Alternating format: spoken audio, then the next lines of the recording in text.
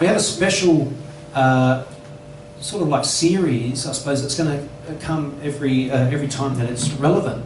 And we're going to call it the 7 Feasts of Israel. And Andy's going to be talking to us about this because they're really important that we look at them and study them. And I'm looking forward to hearing what Andy has to say about the feast that is actually celebrated this weekend and this week, isn't it? And it's the Feast of Pentecost. And it's also known as other things, which or a different name, which you will come up and explain in just a second. So I'm going to have Andy come up and speak to us. And I hope you're really blessed by what he has to say. Give him a round of applause. Come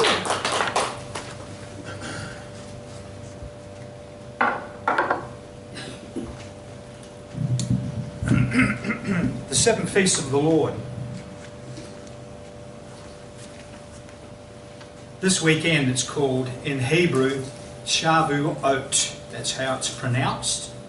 And so this morning I would like to share some thoughts on the 4th feast of the 7 holy feasts that God commanded Israel to follow. This 4th holy feast is called Shavuot, but is more commonly referred to as the Feast of Weeks or Feast of Pentecost. For the religious Jews, the 4th Feast of Pentecost is being commemorated today all over the world.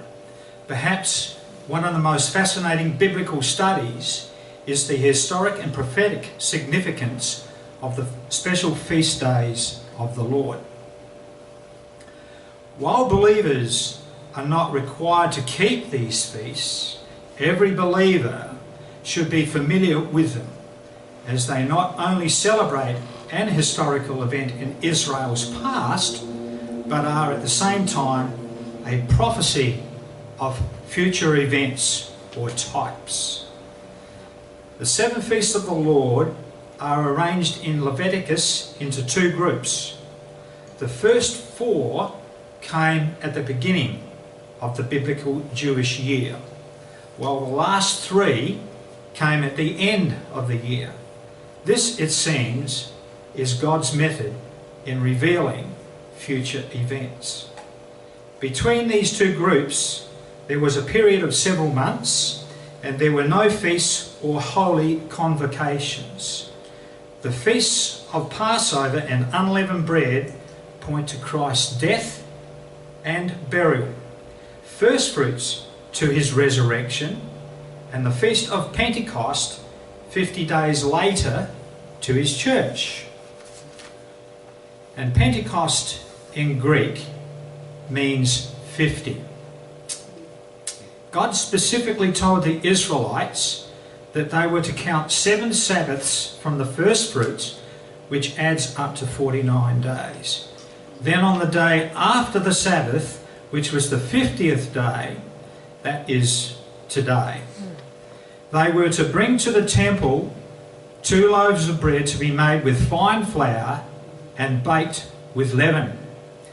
These 2 loaves of bread were to be used as a wave offering for the people. So what was the significance about the 2 loaves? Well, as part of this wheat offering, leaven was baked into the 2 loaves of bread, which is a striking contrast to the bread a few weeks before at Passover. These 2 leavened loaves became symbolic of sinful mankind, both Jew and Gentile, as the scriptures state in Psalm 14 verses 2 and 3 and Romans 3 verses 9 and 10. The Feast of Pentecost begins at sundown Saturday, May 19, and concludes sundown on Sunday, May 20, and is believed to be the day that God gave Moses the Torah, or law, on Mount Sinai, after their exodus from Egypt. It is therefore commemorated as the biblical birth date of the nation of Israel. As mentioned earlier, the rabbis tie the Feast of Pentecost to the giving of the law, or the Torah, but here too are some other interesting parallels. When God gave the Torah to his people, all Israel acknowledged that they would follow it. Found in Exodus 9 verse 8. It wasn't long after that Israel forgot and disobeyed God, bringing down his judgment, which is found in Exodus 32 verse 28. And 3,000 of God's people were destroyed. Is it just coincidence that years later, on the anniversary of the giving of the Torah, God would then, as first fruits, have 3,000 born into the church, as reflected in Acts chapter 2, verse 41, where Peter's preaching at Pentecost resulted in 3,000 being baptized and added to the church. I just find that fascinating. I find figures fascinating.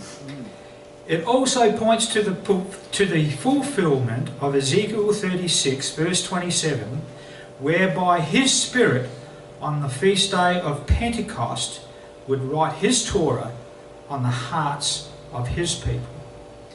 Finally, the last three feasts, namely Feast of Trumpets, Day of Atonement, and Feast of Tabernacles, all of which foreshadow the next series of prophetic events, which is the regathering of Israel, the time of Jacob's trouble, his ultimate salvation, and the kingdom age, respectively. For truly, coming events cast their shadows before. These 7 feasts of Jehovah are a shadow of things to come. Colossians 2 verse 17, which says, things which are a mere shadow of what is to come, but the substance belongs to Christ. The New Testament is the only divine commentary on the Old Testament.